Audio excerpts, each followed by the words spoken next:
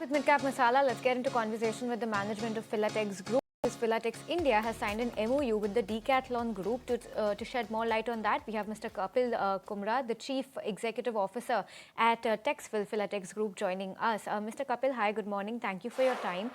If you could give us a sense on how does this MOU with Decathlon align with your long-term strategy? Hi, good morning, and thank you for having me on your show. So actually, the work that we've been doing with Decathlon has been jointly being developing this product for the last 2 years. So the work with Decathlon started in a meeting in Bharat, where we signaled a joint intent to look at circular materials for Decathlon's end use. So over those 2 years, we've now had a culmination where we signed the MOU yesterday. Now, this MOU, we have a shared belief that the polyester textiles that are being introduced in the market in the new era should not be treated as waste. So by this MOU, we are doing two things. One is we want to bring an sustainable materials into Decathlon's product portfolio with our patented Ecosys yarn. The second thing we want to accomplish is look at the different textile waste that's in India and specifically which is being collected by Decathlon to see how best we can process this textile waste back into yarn which can be supplied to Decathlon.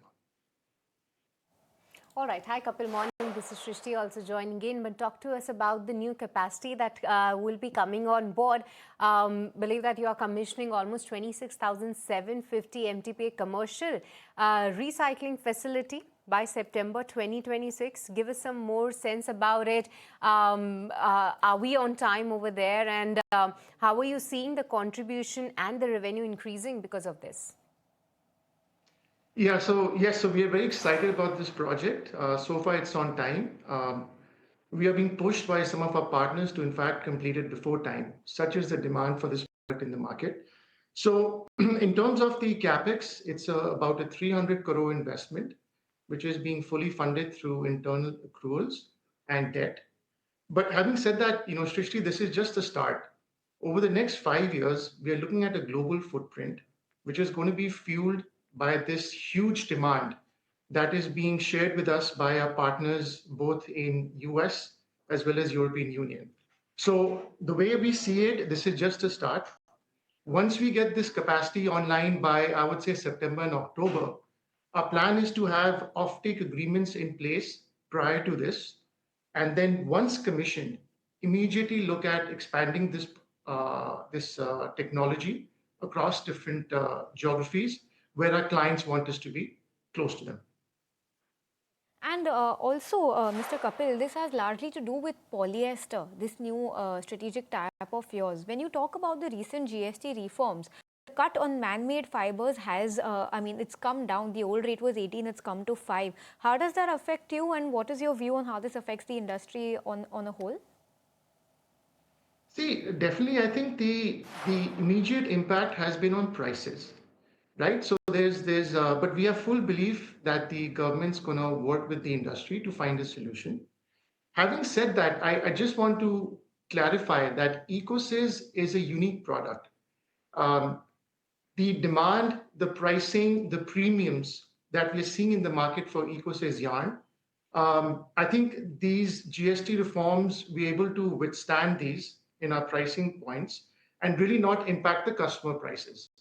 So when we look at Ecosys, we look at recycling. There are also a lot of other incentives being given by the government to offset some of these GST reforms that have been done through the removal of the BIS duties.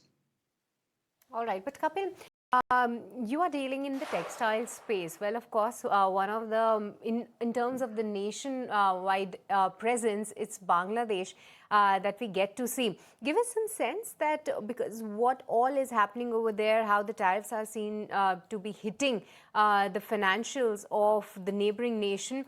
What's in for the Indian players with respect to the textile space right now, and in any way are you getting impacted?